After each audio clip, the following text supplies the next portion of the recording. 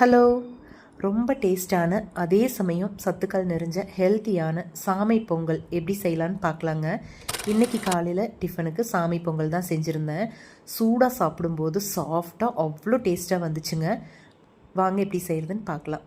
வணக்கம்ங்க, நான் மஞ்சு. இதுக்கு 1/2 கப் அளவுக்கு பாசிப்பருப்பு எடுத்து நம்ம எந்த குக்கரில் செய்ய போகிறோமோ அந்த குக்கரில் போட்டு நல்லா வறுத்தரலாம்.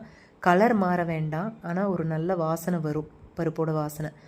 அப்போது அதை ஸ்டவ் ஆஃப் பண்ணிவிட்டு எடுத்துடலாம். இது கூடவே 1 கப் அளவுக்கு சாமரிசி, இது சாமி பச்சரிசிங்க, பார்த்து வாங்கிக்கோங்க, புழுங்கல் அரிசி போடக்கூடாது. நல்லா கழுவிட்டு 2 தடவை தண்ணி ஊற்றி கழிஞ்சு எடுத்துருங்க. இப்போது சாமரிசியும் பருப்பும் சேர்ந்து 1.5 கப் இருக்குங்க. நான் தண்ணி 5 கப் அளவுக்கு தண்ணி ஊற்றிக்கிறேன். ஏன்னா அப்போ தான் நல்லா குழஞ்சி வெந்து வரும், நல்ல டேஸ்ட்டாகவும் இருக்கும். 5 கப் தண்ணி ஊற்றிட்டு கொஞ்சமாக மஞ்சள் தூள், கூடவே தேவையான அளவுக்கு கல்லுப்பு போட்டுக்கலாம். பெருங்காயப்பொடி கொஞ்சமாக போட்டு நல்லா கலந்து விட்டுட்டு 1 டீஸ்பூன் அளவுக்கு நெய், அது நல்லா வாசனை கொடுக்கும் வேகும்போது போட்டால், அதுக்காக போட்டு இப்போ நம்ம மூடி போட்டு விசில் விட்டுடலாம். 5 விசில் வர வரைக்கும் விட்டுருங்க. அப்போ தான் நல்லா குழஞ்சு கலந்து வரும் பருப்பு கூட.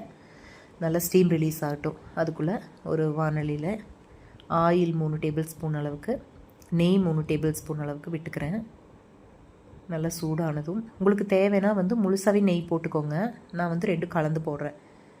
சீரகம் 1.5 டீஸ்பூன் அளவுக்கு, 1 டீஸ்பூன் அளவுக்கு மிளகு, முந்திரி பருப்பு தேவையான அளவுக்கு, 1 டீஸ்பூன் அளவுக்கு பொடியாக வெட்டின இஞ்சி, பச்சை மிளகா, 1 கொத்து கறிவேப்பிலை போட்டு நல்லா வறுத்துட்டு ஆஃப் பண்ணிடுங்க. இப்போது ஸ்டீம் ரிலீஸ் ஆன பொங்கலை நல்லா கலந்து விட்டுருங்க.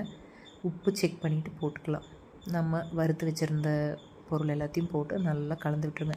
சாஃப்டான சாமை பொங்கல் ரெடிங்க. ரொம்ப சூப்பராக இருந்துச்சு.